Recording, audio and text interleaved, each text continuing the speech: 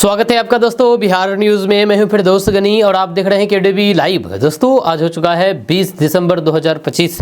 तो आज की पूरे बिहार की टॉप न्यूज लेकर आए हैं आपके लिए। वीडियो शुरू करने से पहले आपसे एक रिक्वेस्ट है कि अगर आप पहली बार इस चैनल पर आए हैं तो चैनल को सब्सक्राइब करके बेल आइकन को प्रेस कर दीजिए और साथ ही साथ वीडियो को लाइक कर दीजिए, अपने दोस्तों के साथ शेयर भी कीजिए। तो चलिए चलते हैं आज की खबरों की ओर। दोस्तों आज बिहार न्यूज़ की शुरुआत सबसे पहले मौसम से करते हैं। तो आपको बता दूं कि ठंड के प्रकोप के बीच पूरा बिहार कोहरे की चादर में लिपटा हुआ है। जब कल दोपहर तक किसी भी जिले में धूप नहीं निकली, जब पटना से लेकर के गया जी, मुजफ्फरपुर, भागलपुर, मुंगेर, छपरा, किशनगंज, अररिया, कटिहार और पूर्णिया तक सभी जगहों पर कोहरे की चादर आसमान में छाई रही। इस शहरों से लेकर के गाँव तक लोगों को कनकनी का एहसास हुआ। कोहरे की वजह से वाहन चालकों को भारी परेशानी का सामना करना पड़ा। दिल्ली समेत अन्य शहरों से बिहार आने वाली कई ट्रेनें देरी से आ रही है। इससे हर जगह हाहाकार की स्थिति मची हुई है। दोस्तों नीतीश के हिजाब कांड पर डॉक्टर नुसरत ने अपनी चुप्पी तोड़ी है। यह 4 दिन से गायब रहने के बाद अचानक से उन्होंने बड़ा फैसला ले लिया है। यह दरअसल बात यह है कि मुख्यमंत्री नीतीश कुमार और मुस्लिम महिला डॉक्टर नुसरत परवीन के बीच हुए हिजाब प्रकरण ने बिहार की राजनीति में उबाल ला दिया था। हालांकि इस विवाद का अब पटाक्षेप होता दिख रहा है, जहां उनके एक करीबी ने कहा कि नुसरत मुख्यमंत्री नीतीश कुमार से कतई नाराज नहीं है। नुसरत ने अपनी सहेली बिल्किस से बात करते हुए साफ कहा है कि मामले को अनावश्यक रूप से खींचा जा रहा है। जी हां, आपको बता दूं कि छात्रा नुसरत पिछले 4 दिनों से कॉलेज नहीं पहुंची है, जिसे उनकी आहत होने की खबर से जोड़ा जा रहा था। जहां उनके शिक्षकों का कहना है कि वे एक मेधावी छात्र हैं और पिछले 7 दिनों से हिजाब में ही कॉलेज आ रही है। हालांकि घटना के बाद वे कुछ समय के लिए शांत जरूर थी, लेकिन अब उन्होंने अपनी नई नौकरी ज्वाइन करने का मन बना लिया है। दोस्तों बिहार में सरकारी जमीन पर अवैध कब्जा और फिर गलत तरीके से खरीद बिक्री के मामले लगातार सामने आ रहे हैं। कई जगहों पर यह भी पाया गया है कि कुछ सरकारी कर्मचारी भूमाफियाओं से मिलकर के सरकारी जमीन को निजी लोगों के नाम चढ़ा रहे हैं। इन मामलों को देखते हुए अब राज्य सरकार ने सख्त कदम उठाने का फैसला कर लिया है। जहां राज्य के मुख्य सचिव प्रत्यय अमृत ने सभी कमिश्नर, डीएम, अनुमंडल पदाधिकारी यानी कि एसडीओ और सीओ को यानी कि अंचल अधिकारियों को निर्देश जारी किया है। उन्होंने कहा है कि भूमाफिया और फिर इसमें शामिल भ्रष्ट अधिकारियों पर कड़ी कार्रवाई की जाए और सरकारी जमीन की किसी भी तरह की खरीद बिक्री पर तुरंत रोक लगाई जाए। मुख्य सचिव ने बताया है कि जांच में ऐसे कई मामले सामने आए हैं जहां पर सरकारी जमीन का गलत तरीके से दाखिल खारिज करके निजी लोगों के नाम जमाबंदी बना दी गई है। ये पूरी तरह से गलत और अनैतिक है। इसके अलावा गरीब और फिर भूमिहीन परिवारों को दी गई जमीन जैसे गैर मजरूआ खास, गैर मजरूआ आम और सीलिंग की अतिरिक्त भूमि की भी अवैध खरीद बिक्री की गई है। दोस्तों जीतन राम मांझी का एक वीडियो सामने आया है जिसमें वे कह रहे हैं कि हमने चुनाव डीएम साहब को कह करके जिताया है। जीता है। पहले हम चुनाव नहीं जीत रहे थे यानी कि हार रहे थे। हमने डीएम साहब को कहा कि उपाय लगा करके चुनाव जिताइए, तो चुनाव हमें जिता दिया गया। ये कहना है जीतन राम मांझी का। दरअसल बात है कि 2025 विधानसभा चुनाव में जीत के बाद 14 दिसंबर को बाराचट्टी विधानसभा क्षेत्र में ज्योति मांझी के अभिनंदन समारोह में जीतन राम मांझी ने भाषण में कहा था कि टिकारी सीट गलती से वे हार गए। जैसे 2020 चुनाव में मतगणना के दौरान प्रत्याशी अनिल सिंह ने कहा था कि हम चुनाव हार रहे हैं, कोई उपाय है क्या? जहाँ उस समय 2700 वोट से हार रहे थे, जहाँ हम प्रयास किए और वे जीत गए। इस साल मात्र 1600 वोट से हार गए। मेरा दुर्भाग्य है, उन्होंने हमसे बात नहीं की है। क्या दिमाग हो गया था और फिर मैदान छोड़ करके भाग गए। उन्होंने एक सभा में कहा कि 2020 में डीएम अभिषेक सिंह थे, जब वे अभी त्रिपुरा में हैं। वे फ़ोन किए थे कि सर पिछली बार 2700 वोट से पीछे थे तो जिता दिए थे, इस बार तो 1600 वोट से पीछे थे, तो क्या दिक्कत हो गया था। इस बयान के बाद सियासी हलचल मच गई है। अब लोग जीतन राम मांझी को वोट चोरी के बारे में बता रहे हैं कि जीतन राम मांझी वोट चोरी किए हैं। दोस्तों बिहार में महिला डॉक्टरों का हिजाब हटाने के मामले में बिहार के मुख्यमंत्री नीतीश कुमार की खूब फजीहत हो रही है, आलोचना हो रही है। इस बीच अब उनका बचाव करने के लिए केंद्रीय मंत्री गिरिराज सिंह उतर गए हैं। उन्होंने अपने बयान में नया विवाद खड़ा कर दिया है। गिरिराज सिंह ने कहा कि ये महिला पर निर्भर करता है कि वे सरकारी नौकरी ठुकरा दे या फिर जहन्नुम में जाए। इसको लेकर के अब विपक्ष ने आपत्ति जाहिर की है। मोदी सरकार में मंत्री गिरिराज सिंह ने कहा है कि ये भारत है और यहाँ कानून का राज चलेगा। नीतीश कुमार के समर्थन में बोलते हुए उन्होंने कहा कि नीतीश कुमार ने कुछ गलत काम नहीं किया है। उनके बयान की कई विपक्षी नेताओं ने निंदा की है। एक विपक्ष नेता ने कहा कि वे भाजपा नेता की घटिया मानसिकता को दर्शाता है। जहाँ वहीं पर केंद्रीय मंत्री दोस्तों, अब भारत देश खाड़ी देशों के भरोसे नहीं रहेगा, क्योंकि भारत देश अब बिहार से उम्मीद रख रहा है। क्या उम्मीद? उम्मीद है तेल की, पेट्रोल डीजल की, बिहार से, क्योंकि बिहार में पेट्रोल डीजल की खोज होने जा रही है। दरअसल केंद्र सरकार की agency alpha Geo India limited ने बक्सर जिला के सिमरी अंचल के अंतर्गत गंगा तटवर्ती क्षेत्र के 2 दर्जन से अधिक गांवों में तेल और गैस की संभावना को देखते हुए खोज करने जा रही है। हैदराबाद की agency alpha Geo India limited ने गैस और फिर तेल की खोज के लिए सिमरी अंचल के विभिन्न 30 गाँव को चिन्हित किया है। जब मिशन अन्वेषण योजना के अंतर्गत alpha Geo India limited Simri अंचल के कई इलाकों में तेल की खोज के लिए उसमें खुदाई करेंगे। 30 गांवों में गैस और तेल की खोज करेगा। ये खोज आत्मनिर्भर भारत की पहल की कड़ी में बिहार के लिए अति महत्वपूर्ण माना जा रहा है। इस खोज और फिर मूल्यांकन के लिए प्रथम चरण के 2D सिस्मिक कार्य को लेकर के अल्फा जियो इंडिया लिमिटेड के party chief crew 2C Ram Kripal ने जिला अधिकारी, अनुमंडलीय समेत अंचल अधिकारी और फिर प्रखंड विकास पदाधिकारी को पत्र भेज करके तेल और गैस की नई खोज को लेकर के शुरू किए जाने वाले सर्वे कार्य के दौरान सहयोग की अपील की है। जहां अल्फा जियो इंडिया के अधिकारी ने कहा कि ये परियोजना भारत की राष्ट्रीय ऊर्जा सुरक्षा योजना का एक महत्वपूर्ण हिस्सा है। इसका उद्देश्य देश की बढ़ती ऊर्जा की आवश्यकताओं के पूर्ति के लिए स्वदेशी तेल और फिर गैस संसाधनों की पहचान और फिर विकास करना है। सर्वे कार्य निर्धारित लाइन के साथ किया जाएगा। सर्वे दल प्रतिदिन करीब 5 किलोमीटर से 8 किलोमीटर की दूरी तय करेगा। दोस्तों, बिहार सरकार ने बड़ा फैसला किया है। बिहार सरकार ने जमीन से जुड़े हुए मामलों को लेकर के आम लोगों को बड़ी राहत देने का ऐलान कर दिया है। उप मुख्यमंत्री सह भूमि सुधार विभाग के मंत्री विजय कुमार सिन्हा ने स्पष्ट निर्देश दिया है कि भूमि संबंधित आवेदकों का निपटारा 100 दिनों के भीतर हर हाल में किया जाए। इसके लिए अधिकारियों को ठोस कार्य योजना लागू करने और फिर लापरवाही बरतने वालों पर सख्त कार्रवाई करने को कहा गया है। राज्य स्तर पर आयोजित एक कार्यशाला में उप मुख्यमंत्री विजय कुमार सिन्हा ने कहा कि जनता वर्षों से जमीन से जुड़े विवादों और दफ्तरों के चक्कर काटने की परेशानी झेल रहे हैं। अब ये स्थिति बदलनी चाहिए। उन्होंने अधिकारियों को चेताया है कि जो कर्मी या फिर पदाधिकारी काम में कोताही बरतेंगे उनके खिलाफ दंडात्मक कार्रवाई की जाएगी। सरकार ने जमीन के मामलों में फर्जीवाड़े पर भी बरकरार रुख अपनाया है। उप मुख्यमंत्री ने निर्देश दिया है कि जाली दस्तावेजों के आधार पर जमीन पर मालिकाना हक जताने वालों के खिलाफ सीधे प्राथमिकी दर्ज की जाए। इससे भूमि विवादों में पारदर्शिता आएगी और वास्तविक जमीन मालिकों को न्याय मिलेगा। दोस्तों, भारत से नेपाल जाने वाले लोगों के लिए मौज है, क्योंकि भारतीय नोटों पर 10 साल बाद नेपाली सरकार का बड़ा फैसला सामने आया है। आपको बता दूं कि भारत से नेपाल जाने वाले यात्रियों और फिर पर्यटकों के लिए बड़ी खुशखबरी है। नेपाल सरकार ने एक अहम फैसला लेते हुए भारतीय नोटों पर लगी पाबंदी हटा दी है। करीब 10 साल बाद नेपाल में भारतीय नोटों को रखने और खर्च करने की अनुमति दी गई है। नेपाल सरकार के फैसले के अनुसार नेपाल में भारतीय 200 और फिर 500 रुपए के नोट खर्च किए जा सकेंगे। इस फैसले से खास करके सीमा पार यात्रा करने वाले और फिर पर्यटकों को बड़ी राहत मिलने वाली है। जहां नेपाल सरकार के इस निर्णय के तहत अब भारतीय और फिर नेपाली नागरिक सीमा पार यात्रा के दौरान 200 और 500 रुपए के नोट अपने साथ ले जा सकेंगे। हालांकि इसकी अधिकतम सीमा 25,000 रुपये तय की गई है।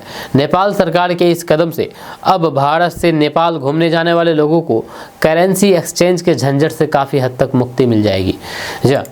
वहीं पर बताया जा रहा है कि ये फैसला भारतीय रिजर्व बैंक द्वारा पड़ोसी देशों में यात्रा के दौरान बड़ी भारतीय करेंसी ले जाने की छूट दिए जाने के बाद लिया गया है।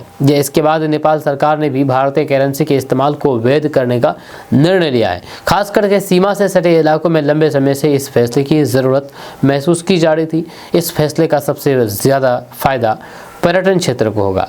नेपाल जाने वाले भारतीय पर्यटक अब होटल, रेस्टोरेंट, बाजार, ट्रांसपोर्ट और फिर अन्य सेवाओं में सीधे भारतीय मुद्रा का इस्तेमाल कर सकेंगे। दोस्तों, अब व्हाट्सएप और फ़ोन कॉल से स्कूलों में शिक्षकों को छुट्टी नहीं मिलेगी। दरअसल बात यही कि स्कूली शिक्षक शिक्षिकाओं के लिए अब फ़ोन कॉल या व्हाट्सएप मैसेज के माध्यम से छुट्टी नहीं मान्य होगी। निरीक्षण के दौरान ऐसी अजब गजब धांधली पाए गए हैं और फिर सेटिंग गेटिंग का खुलासा होने के बाद अपर मुख्य सचिव डॉक्टर बी राजेंद्र के आदेश पर शिक्षा विभाग ने कड़ा रुख अपनाया है। जारी विभागीय आदेश में सभी सरकारी शिक्षक शिक्षिकाओं के लिए Bihar teachers leave new rules का अनुपालन सुनिश्चित करने का निर्देश जारी किया गया है, जिसके तहत अब किसी भी शिक्षक शिक्षिका को प्रक्रिया पूरी किए बिना ही छुट्टी नहीं मिल जाएगी। यह आदेश सभी प्राथमिक, मध्य और फिर उच्च माध्यमिक विद्यालयों को दिया गया है। Bihar teachers leave new rules के तहत विद्यालय के प्रधान शिक्षक एक दिन में सिर्फ एक शिक्षक को ही छुट्टी दे सकेंगे। मध्य और फिर उच्च माध्यमिक विद्यालय के प्रधानाध्यापक का अधिकतम 10% शिक्षक शिक्षिकाओं को ही अवकाश स्वीकृत कर पाएंगे। अगर इससे अधिक शिक्षक शिक्षिकाओं को छुट्टी देना जरूरी हो तो फिर पहले नियंत्री पदाधिकारी से अनुमति लेनी होगी। बिना अनुमति छुट्टी देने पर कार्रवाई होगी। जब डीपीओ प्राथमिक एवं समग्र शिक्षा अभियान की डीपीओ गार्गी कुमारी ने कहा कि बिहार शिक्षक छुट्टी अधिनियम 2025 के तहत प्रावधानों का संपूर्ण अनुपालन सुनिश्चित करने का आदेश जिला शिक्षा अधिकारी कार्यालय स्तर से भी जारी किया जा रहा है। दोस्तों, बिहार में घने कोहरे की वजह से जनजीवन अस्त व्यस्त हो गया है। ट्रेन और फिर फ्लाइट सेवा चरमरा गई है। बीते 24 घंटे के भीतर कोहरे की वजह से बिहार के 5 जिलों में हुए सड़क हादसे में 7 लोगों की जान चली गई है। जान जाने वालों में दरभंगा के 3, भोजपुर, गोपालगंज, सुपौल और कटिहार जिले के एक व्यक्ति शामिल है। मौसम विभाग ने भी 25 जिलों में घने कोहरे का अलर्ट जारी किया है। वहीं पर पटना समेत कई शहरों में आज भी सुबह का दृश्यता बहुत कम नजर आई है। बिहार में कोहरे की वजह से 16 फ्लाइट रद्द करनी पड़ी। सबसे ज़्यादा पटना एयरपोर्ट से 10 विमान रद्द हो गए हैं। वहीं पर तेजस राजधानी समेत कई ट्रेनें 7 घंटे की देरी से आई है और मुजफ्फरपुर में भी वंदे भारत समेत 22 मेल एवं पैसेंजर ट्रेनें लेट हुई है। दोस्तों, बिहार को एक और 4 लेन सड़क मिली है। जहां दरअसल बात है कि बिहार में एक और 4 लेन सड़क बनने का रास्ता साफ हो गया है। खगड़िया और पूर्णिया के बीच नई 4 लेन सड़क बनाई जाएगी। केंद्रीय सड़क परिवहन और फिर राजमार्ग मंत्रालय ने 143 किलोमीटर लंबी इस परियोजना को मंजूरी दे दी है। इस पर करीब 4000 करोड़ रुपए खर्च होंगे। केंद्रीय मंत्री नितिन गडकरी ने लोकसभा में ये जानकारी दी है। उन्होंने बताया है कि परियोजना को प्रधानमंत्री नरेंद्र मोदी की कैबिनेट की औपचारिक मंजूरी मिलना बाकी है, जिसे जल्द ही स्वीकृति मिलने की उम्मीद है। दरअसल लोकसभा के शीतकालीन सत्र के दौरान लोजपा रामविलास के सांसद राजेश वर्मा ने खगड़िया पूर्णिया सड़क का मुद्दा उठाया। प्रश्नकाल में उन्होंने कहा कि खगड़िया लोकसभा क्षेत्र बेहद पिछड़ा है। पटना से बेगूसराय तक 4 लेन सड़क है, लेकिन खगड़िया से पूर्णिया तक अब भी सिंगल लेन सड़क है, जिससे लगातार सड़क हादसे हो रहे हैं। उन्होंने NH-31 के निर्माण को लेकर की मंजूरी की समय सीमा पूछी थी। वहीं पर अब इस पर जवाब देते हुए केंद्रीय मंत्री नितिन गडकरी ने कहा कि खगड़िया से पूर्णिया तक 143 किलोमीटर लंबी 4 लेन सड़क परियोजना को मंजूरी दे दी गई है। कैबिनेट को प्रस्ताव भेजा जा चुका है और अगले 10 से 15 दिनों में स्वीकृति मिलने की संभावना है। मंजूरी मिलते ही कार्य शुरू कर दिया जाएगा। उन्होंने कहा कि टेंडर प्रक्रिया पहले से तैयार है और 4 लेन बनने के बाद इस रूट पर सड़क दुर्घटनाओं में भारी कमी आएगी। अगले 1 से 1.5 महीने में काम शुरू होने की उम्मीद है। दोस्तों, चुनावी प्रक्रिया को लेकर के दिए गए बयान के बाद शुरू सियासत पर केंद्रीय मंत्री जीतन राम मांझी ने कड़ी आपत्ति जताते हुए कहा कि मेरे बयान को तोड़ मरोड़ करके पेश किया जा रहा है। जहां उन्होंने कहा है कि अपनी पार्टी के उम्मीदवार और फिर प्रदेश अध्यक्ष अनिल कुमार के मनोबल को लेकर के बयान दिया था, जिसे तोड़ मरोड़ करके गलत तरीके से पेश किया जा रहा है। यह बेहद ही दुर्भाग्यपूर्ण है। जब विवाद समझ से परे हैं कि कुछ लोग मेरे बयान को नासमझीवश गलत तरीके से परिभाषित कर रहे हैं या फिर किसी साजिश के तहत ऐसा किया जा रहा है। जीतन राम मांझी ने कहा कि देश के अंदर चुनावी प्रक्रिया निष्पक्ष और पारदर्शी तरीके से कराने का श्रेय निर्वाचन आयोग को जाता है। मैंने तत्कालीन जिलाधिकारी अभिषेक सिंह की चर्चा चुनाव से पहले सरकार की योजनाओं को जनता तक पहुंचाने में उनकी कुशल भूमिका को लेकर के की थी। ये बेहद दुखद है कि मेरे इस बयान को भी गलत तरीके से पेश किया जा रहा है। अगर सत्ता में रह करके चुनाव को प्रभावित किया जा सकता है तो फिर देश में सबसे ज़्यादा समय तक शासन करने वाली कांग्रेस आज विपक्ष में नहीं बैठी होती। जीतन राम मांझी ने एक्स पर पोस्ट करके मामले में अपनी बात रखी है। जब पोस्ट में कहा है कि वे किसी से डरने वाले नहीं है। जीतन राम मांझी ने लिखा है कि मेरे वीडियो के साथ छेड़छाड़ करके वायरल करने वाले कुछ लोगों को लगता है कि मुसहर के लाल को बदनाम कर देंगे। ऐसे लोगों को बता देना चाहता हूं कि अब कोई ना अपमानित कर सकता है और ना बेवकूफ़ बना सकता है। आसमान पर थूकने वाले तुम ये भूल भूल रहे हो कि आसमान पर फेंका गया थूक तुम्हारे मुंह पर ही गिरेगा। अब मान जी ब्रांड हो चुका है। मुखिया जी आपके गांव का विकास कैसे करता है? आपके पंचायत के जो मुखिया है वह कैसे आपके गांव का विकास कर सकता है? आपके गांव का मुखिया क्या कर सकते हैं, क्या नहीं कर सकते हैं, पावर साथ ही साथ इसका रोल क्या है मुखिया का, इन सब चीज़ों के बारे में समझेंगे। जी, दरअसल बात यह है कि बिहार में पंचायत का मुखिया गांव के विकास, प्रशासन और जन कल्याण से जुड़ा सबसे अहम प्रतिनिधि होता है। अगर कोई व्यक्ति बिहार में मुखिया बनता है तो उसके पास कई तरह की जिम्मेदारियां और अधिकार होते हैं। इनका सही उपयोग गांव की तस्वीर बदल सकता है। अब सवाल है कि इनके दायरे में क्या क्या आता है। तो सबसे पहले बात विकास योजना और फंड की करें तो मुखिया पंचायत की वार्षिक विकास योजना तैयार करता है और उसे पारित करता है। जब उसे मनरेगा सहित कई सरकारी योजनाओं के तहत मिलने वाली राशि के उपयोग की जिम्मेदारी होती है। सड़क, नाली, घर, जल का पहुंचना जैसे कामों के प्रस्ताव तैयार कराना और फिर काम की निगरानी करना भी मुखिया का ही काम है। जब पंचायत टैक्स फी और अन्य वसूली पर नज़र रखना भी इनका ही काम होता है। वहाँ पर क्या क्या भूमिका निभाते हैं मुखिया जी? तो आपको बता दूं कि ग्राम सभा और फिर प्रशासनिक कामों में भी मुखिया की अहम भूमिका होती है। जब वे ग्राम सभा और फिर पंचायत बैठकों की अध्यक्षता करता है और हर साल तय संख्या में बैठकें कराना अनिवार्य होता है। पंचायत के रिकॉर्ड्स, रजिस्टर और डॉक्यूमेंट्स की देख रेख की जिम्मेदारी भी मुखिया पर ही होती है। जब पंचायत सचिव, रोजगार सेवक और फिर अन्य कर्मचारियों के कामकाज पर प्रशासनिक निगरानी रखना भी इनका ही काम होता है। वहाँ पर सामाजिक कल्याण, शिक्षा और फिर स्वास्थ्य के क्षेत्र में मुखिया की भूमिका बहुत महत्वपूर्ण है। जब वह पेंशन, आवास, राशन जैसी योजनाओं के लिए पात्र लोगों की लिस्ट तैयार कराने में सहयोग करता है। स्कूल, आंगनबाड़ी केंद्र, स्वास्थ्य उपकेंद्र और फिर टीकाकरण जैसे कामों की निगरानी भी मुखिया करता है। खेल, सांस्कृतिक फंक्शन और फिर स्वयं सहायता समूह को बढ़ावा के लिए काम भी मुखिया जी करते हैं। वहीं पर मुखिया के अधिकारों की कुछ सीमाएं भी होती है। उसे न्यायिक या फिर पुलिस अधिकार प्राप्त नहीं होते हैं। नियमों का पालन, पारदर्शिता और फिर टीम वर्क के साथ काम करना एक अच्छे मुखिया की पहचान है। मुखिया का पद सेवा और फिर जिम्मेदारी का तो होता ही है। ईमानदारी से काम किया जाए तो फिर मुखिया गांव की स्थिति को सही कर सकता है, उसकी यानी कि उसकी दिशा को बदल सकता है।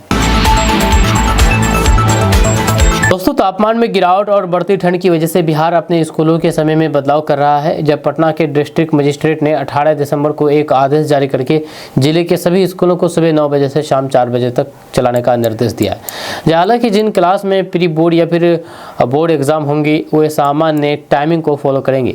नई टाइमिंग 19 दिसंबर से लागू हो गई है और फिर 25 दिसंबर तक वैलिड रहेगी। वहीं पर इंडिया मेट्रोलॉजिकल डिपार्टमेंट यानी कि मौसम विभाग ने घने कोहरे और फिर शीतलहर की ऑरेंज अलर्ट जारी किया है। मौसम विभाग ने राज्य के यानी कि बिहार के पूर्वी हिस्सों की ज़्यादातर जगहों पर घना कोहरा छाए रहने की संभावना है। दोस्तों, रेलवे ने तत्काल टिकट बुकिंग का नियम बदल दिया है। दरअसल बात है कि रेल यात्रियों के लिए राहत और सुरक्षा दोनों को ध्यान में रखते हुए रेलवे ने तत्काल टिकट बुकिंग के नियम में बदलाव किया है। अब PRS काउंटर पर टिकट लेने के दौरान यात्रियों को अपने पंजीकृत मोबाइल नंबर से OTP सत्यापन कराना होगा। ये कदम फर्जी बुकिंग और फिर बॉट्स के दुरुपयोग पर रोक लगाने के लिए उठाया गया है ताकि असली यात्री आसानी से और सुरक्षित तरीके से टिकट बुक कर सके। वहीं पर अब यात्रियों को तत्काल टिकट लेने के लिए आरक्षण फॉर्म भरना होगा जिसमें पंजीकृत मोबाइल नंबर सही दर्ज करना जरूरी होगा। जब काउंटर पर फॉर्म दर्ज होते ही यात्री के मोबाइल पर वन टाइम पासपोर्ट यानी कि OTP भेजा जाएगा। काउंटर कर्मचारी वही OTP सिस्टम में दर्ज करेंगे और फिर केवल सही OTP डालने के बाद ही टिकट जारी किया जाएगा। वहाँ पर इसका मतलब ये हुआ कि अब टिकट केवल उस व्यक्ति को मिलेगा जिसके मोबाइल नंबर पर OTP भेजा गया है। जैसे फर्जी बुकिंग, बॉट्स या फिर अनाधिकृत टिकट ब्लॉक करने की घटनाओं पर रोक लगेगी और असली यात्रियों को आसानी से टिकट मिलेगा। वहाँ पर फर्जी टिकटों पर कड़ी रोक। रेलवे प्रशासन का कहना है कि ये कदम विशेष रूप से उन यात्रियों के लिए राहत लेकर के आई है जिन्हें पहले तत्काल टिकट लेने में मुश्किलों का सामना करना पड़ता था। बिचौलियों और फिर फर्जी ID से टिकट लेने वाले की पकड़ आसान होगी और फिर काउंटर पर टिकट बुकिंग पूरी तरीके से सुरक्षित और भरोसेमंद बन जाएगी। दोस्तों अक्सर लोग पेट्रोल या फिर डीजल भरवाते समय 110 या फिर 210 जैसी विषम संख्या का भुगतान करते हैं, ये सोच करके कि इससे फ्रॉड नहीं होगा। इसी बीच इंटरनेट पर एक वीडियो वायरल हुआ है जिसमें एक पेट्रोल पंप कर्मचारी ने ये जांचने के दो उपयोगी तरीके बताए हैं कि आपकी गाड़ी में पेट्रोल सही मात्रा में भरा गया है या नहीं। ये खबर आप KDV लाइव पर देख रहे हैं। तो आपको बता दूं कि पेट्रोल भरवाते समय लोगों के मन में अक्सर ये शंका रहती है कि उन्हें सही मात्रा में शुद्ध तेल मिल रहा है या नहीं। यही वजह है कि जिन घरों में एक से अधिक गाड़ियां हैं वहां पर लोग अक्सर एक दूसरे को विश्वसनीय पेट्रोल पंपों के बारे में बताते रहते हैं।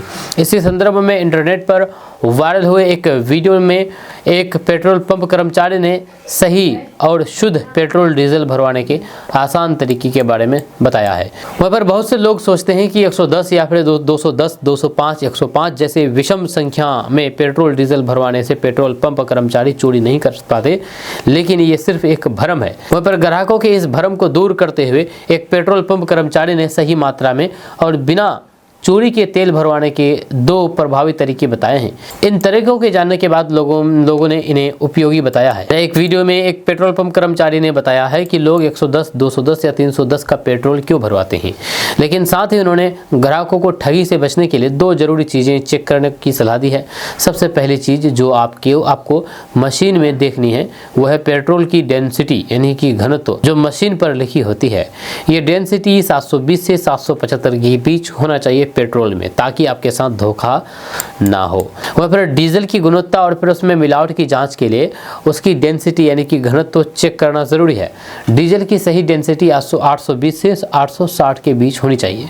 यदि आप जो तेल भरा रहे हैं उसकी डेंसिटी इसी रेंज में है तो इसका मतलब है कि डीजल शुद्ध यानी कि प्योर है और उसकी क्वालिटी अच्छी है। इसलिए डीजल भरवाने से पहले ये डेंसिटी रेंज जरूर जांच कर लें। वहाँ पर पेट्रोल पंप पर तेल भरवाते समय ये ध्यान रखना चाहिए कि मीटर की शुरुआत 0 से हो और अगली डिजिट भी धीरे धीरे 1, 2, 3, 4 से होते हुए आगे बढ़े। यदि मीटर 0 से सीधे बड़ी संख्या जैसे कि 10, 20 या 15 पर चला जाता है तो फिर यह संकेत हो सकता है कि मशीन के साथ छेड़छाड़ की गई है और फिर आपको कम पेट्रोल डीजल मिल रहा है। हालांकि 210 या फिर 310, 105, 110 जैसे विषम संख्या में पेट्रोल भरवाने से कोई विशेष फर्क नहीं पड़ता है। जरूरी है कि मीटर की रीडिंग सही हो। दोस्तों बिहार में हिजाब को लेकर के विवाद बढ़ता जा रहा है। मुख्यमंत्री नीतीश कुमार की ओर से एक तरफ जहां पर महिला चिकित्सक का हिजाब हटाने का प्रयास किया गया तो फिर वहीं दूसरी ओर बीजेपी ने मांग कर दी है कि बुर्का पर बैन ही लगाया जाए। इस पर अब नीतीश कुमार की पार्टी जेडीयू ने भी अपना स्टैंड क्लियर कर दिया है। जहां एक न्यूज चैनल से बातचीत में जेडीयू प्रवक्ता नीरज कुमार ने कहा कि धार्मिक परंपराओं का पालन करने का अधिकार सभी को है, परंपराओं पर रोक नहीं लग सकता। जहां नीरज कुमार ने कहा कि सभी को अपनी धार्मिक परंपराओं पर चलने का अधिकार है, संविधान हर धर्म के पालन का अधिकार देता है। एक सवाल पर कहा है कि नीतीश कुमार को मुफ्ती मोहम्मद सईद पुरस्कार मिला है, ये इल्तिजा मुफ्ती को पता होना चाहिए। जेडीयू नेता ने कहा है कि एक घटना के आधार पर नीतीश कुमार के चरित्र का मूल्यांकन किया जा रहा है, ये गलत है। मुस्लिम समाज के विकास, मुस्लिम महिलाओं के सशक्तिकरण के लिए नीतीश कुमार ने काम किया है। जब नीतीश किस बात के लिए माफ़ी मांगेंगे? नहीं मांगेंगे। वहीं पर जेडीयू नेता ने यह भी साफ कर दिया है कि महिला डॉक्टर नुसरत परवीन यहाँ पर नौकरी करेगी या नहीं करेगी ये उनका विशेष अधिकार है, वो यहाँ नौकरी नहीं करेंगी। इसकी कोई भी जानकारी उन्होंने बिहार के स्वास्थ्य विभाग को नहीं दी है। एक सवाल पर नीरज कुमार ने कहा है कि उमर अब्दुल्ला से पूछना चाहता हूं कि क्या मुस्लिम समाज के काम में आपने उतनी बड़ी लकीर खींची जितनी नीतीश ने खींची है? वक्फ संपत्ति का नीतीश ने विकास किया है, कब्रिस्तान की नीतीश ने घेराबंदी की है। नीतीश ने मुस्लिमों के विकास के लिए जो योजना लागू की है उसको दूसरे राज्यों ने लागू किया। उमर अब्दुल्ला बताएं कि आपकी किस योजना को दूसरे राज्यों ने लागू किया। आपको बता दूं कि बीजेपी नेता हरिभूषण ठाकुर बचौल, बिहार बीजेपी के मीडिया प्रभारी दानिश इकबाल आदि नेताओं ने हिजाब पर बैन लगाने की मांग की है। इसी पर जेडीयू नेता नीरज कुमार ने प्रतिक्रिया दी है। दोस्तों किशनगंज में एक डॉक्टर की लापरवाही सामने आई है। यहाँ पर किशनगंज में एक महिला के पेट से कॉटन का बंडल निकाला गया है। जब महिला ने अगस्त महीने में एक बेटे को जन्म दिया था, जब महिला का निजी अस्पताल में ऑपरेशन हुआ था, इसके बाद उसी दौरान डॉक्टर ने पेट में कॉटन का बंडल ही छोड़ दिया था। जब पेट के अंदर कॉटन का बंडल छोड़ करके ऊपर से सिलाई कर दिया था। 3 महीने तक पेट दर्द से परेशान रहने के बाद 18 दिसंबर को महिला का दूसरी बार ऑपरेशन किया गया। इस दौरान पेट दर्द की असली वजह सामने आई। हम आपको इस पूरी खबर के बारे में विस्तार से डिटेल से बताएंगे। उससे पहले आपको बता दूं कि अगर आप पहली बार हमारे इस पेज पर आए तो इस पेज को फॉलो कर लीजिए, क्योंकि फॉलो करेंगे तो आपको इसी तरह की खबरें देखने और सुनने को मिलेगी। तो आपको बता दें कि घटना किशनगंज के ठाकुरगंज थाना क्षेत्र में घटी है, जहां निश्चितपुर निवासी मोहम्मद शमीम की पत्नी के साथ घटना घटी है। मोहम्मद शमीम ने इलाज में गंभीर लापरवाही का आरोप लगाते हुए पावर हाउस स्थित न्यू फोर्टिस अस्पताल के खिलाफ थाने में लिखित शिकायत दर्ज कराई है। इलाज के दौरान गंभीर लापरवाही का ये चौंकाने वाला मामला सामने आया है, जहां पर ऑपरेशन के दौरान महिला के पेट में कॉटन का बंडल छूट गया।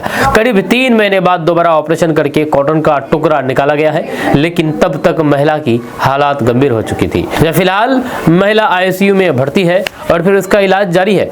जब मामला किशनगंज जिले के ठाकुरगंज थाना क्षेत्र का है। निश्चितपुर निवासी मोहम्मद शमीम की पत्नी अगस्त महीने में एक निजी यानी कि प्राइवेट अस्पताल में सीजर ऑपरेशन के जरिए मां बनी थी। आरोप है कि पावर हाउस स्थित न्यू फोर्टिस अस्पताल में हुए इस ऑपरेशन के दौरान डॉक्टरों ने लापरवाही बरतते हुए महिला के पेट में कॉटन का बंडल छोड़ दिया। मोहम्मद शमीम ने बताया है कि अगस्त में उन्होंने अपनी गर्भवती पत्नी को परसों के लिए न्यू फोर्टिस अस्पताल में भर्ती कराया था, जहां डॉक्टरों की सलाह पर सीजर ऑपरेशन किया गया, जिसके बाद एक बेटे का जन्म हुआ। कुछ दिन बाद पत्नी को अस्पताल से छुट्टी दे दी गई। शुरुआत में सब कुछ सामान्य लगा, लेकिन घर लौटने के कुछ समय बाद ही पत्नी को लगातार पेट दर्द होने लगा। दर्द बढ़ने पर वे दोबारा उसी अस्पताल पहुंचे। आरोप है कि वहां पर डॉक्टरों ने पेट दर्द की वजह गलत खान पान, खास करके खट्टा भोजन बता दिया। दोस्तों, किशनगंज शहर के इमली गोला चौक पर लगने वाले जाम से आम लोग रोजाना परेशान हैं। हालात ऐसे हैं कि लगभग हर दिन यहां पर जाम लगना आम बात हो गई है, लेकिन इसके बावजूद भी ना तो प्रशासन और ना ही ट्रैफिक पुलिस या फिर जनप्रतिनिधियों का इस ओर कोई भी ठोस ध्यान नजर आ रहा है। जाम की समस्या से जूझ रहे लोगों में प्रशासनिक लापरवाही को लेकर के नाराजगी बढ़ती जा रही है।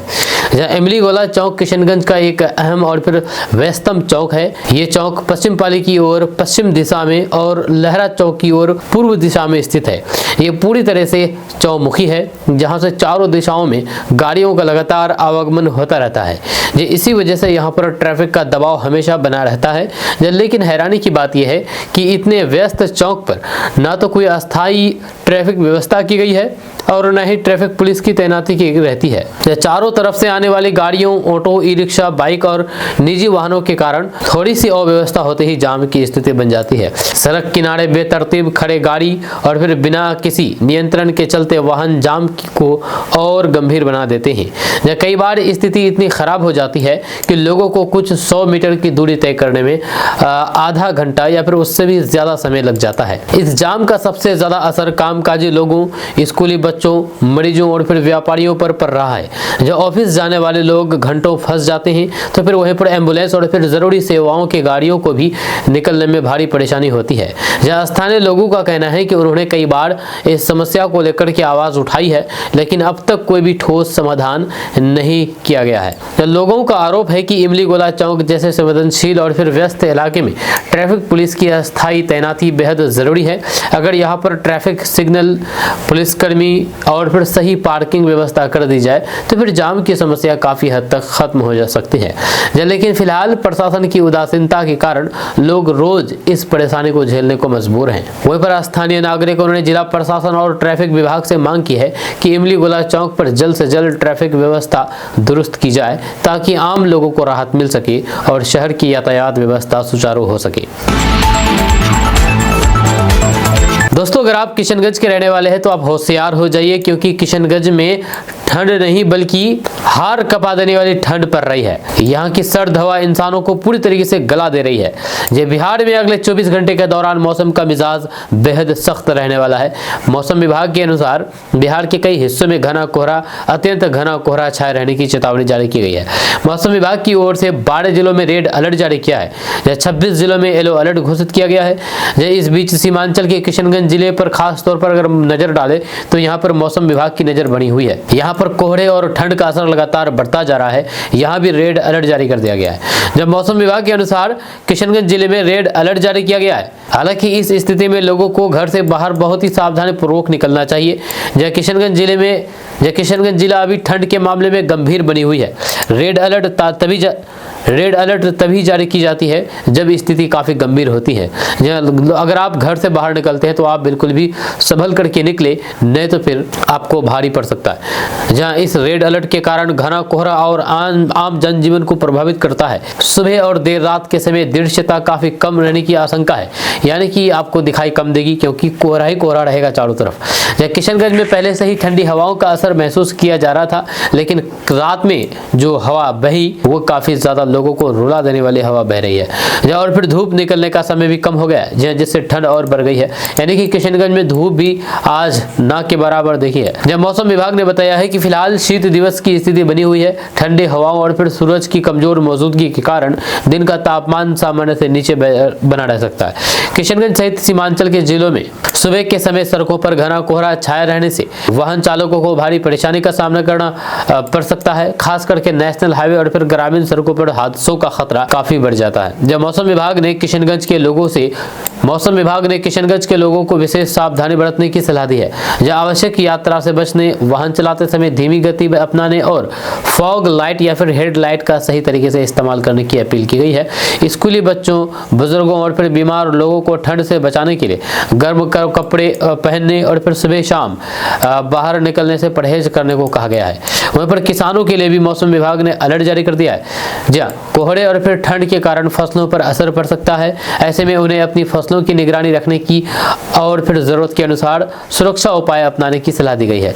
किशनगंज जिले में खेती करने वाले किसानों के लिए ये मौसम चुनौती भरा हो सकता है। वहीं पर मौसम विभाग के आंकड़ों के अनुसार बिहार के कई जिलों में न्यूनतम तापमान काफी नीचे दर्ज किया गया है। किशनगंज का तापमान भी काफी नीचे है, लेकिन नमी और फिर कोहरे के कारण ठंड काफी ज्यादा महसूस की जा रही है। किशनगंज, अररिया, पूर्णिया, कटिहार में आने वाले 24 घंटे किशनगंज सहित पूरे बिहार के लिए बेहद सतर्कता वाले हैं। जहां ऐसे में लोगों से अपील की गई है कि मौसम विभाग की सलाह को गंभीरता से ले और सावधानी बरतें। दोस्तों, मुख्यमंत्री नीतीश कुमार द्वारा महिला डॉक्टर की हिजाब खींचने के बाद मामला गर्माता जा रहा है। जहां इस मामले आने के बाद AIMIM के नेता पूर्व सांसद इम्तियाज जलील का बेहद तीखा और आक्रामक बयान सामने आया है। दरअसल बात यह है कि मुख्यमंत्री नीतीश कुमार द्वारा महिला डॉक्टर का हिजाब उतारने के बाद उत्तर प्रदेश के एक मंत्री संजय निषाद ने बड़े ही अभद्र टिप्पणी की थी। अब इसको लेकर के इम्तियाज जलील ने जबरदस्त तीखा वार किया है, जिसके बाद राजनीतिक गलियारों में हलचल मच गई है। इम्तियाज जलील ने हिजाब विवाद को लेकर के नीतीश कुमार और संजय निषाद दोनों पर जमकर के हमला बोला है। उन्होंने कहा है कि किसी महिला के पहनावे, खास करके हिजाब जैसे धार्मिक प्रतीक में दखल देना न सिर्फ असंवैधानिक है, बल्कि महिला की गरिमा और धार्मिक आजादी पर सीधा हमला है। उन्होंने इस पूरी घटना को मुस्लिम महिलाओं की बेइज्जती करार दिया है। AIMIM नेता ने कहा कि संजय निषाद जिस तरह से इस घटना का बचाव कर रहे हैं वह और भी ज्यादा शर्मनाक है। इम्तियाज जलील ने तल्ख लहजे में कहा कि ये कोई छोटी बात नहीं है कि किसी महिला का हिजाब सार्वजनिक मंच पर खींचा जाए और फिर उस पर आपत्तिजनक बयान दिए जाए। उन्होंने कहा कि AIMIM ऐसी घटनाओं पर चुप बैठने वाले नहीं है। इम्तियाज जलील ने अपने बयान में बेहद कड़े शब्दों का इस्तेमाल करते हुए कहा कि हम दूसरी जमात के लोग नहीं हैं कि हमारे बच्चियों की इस तरह बेइज्जती की जाए और हम चुप रहें।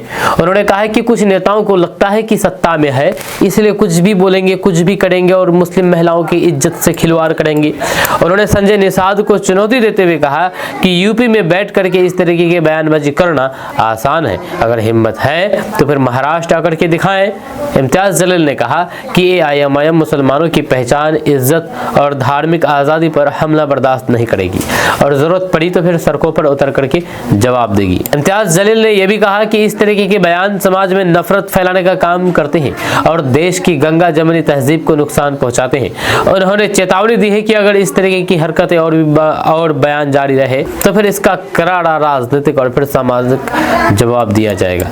आपको बता दूं कि नीतीश कुमार के हिजाब विवाद और फिर उस पर संजय निषाद की टिप्पणी के बाद देश भर में राजनीतिक प्रतिक्रियाएं सामने आ रही है। अब इम्तियाज जलील के इस तीखे बयान के बाद मामला और ज्यादा गर्मा गया है और फिर सोशल मीडिया पर यह बयान तेजी से वायरल हो रहा है। आपका इसके बारे में क्या कहना है, नीचे कमेंट बॉक्स में कमेंट करके जरूर बताइएगा।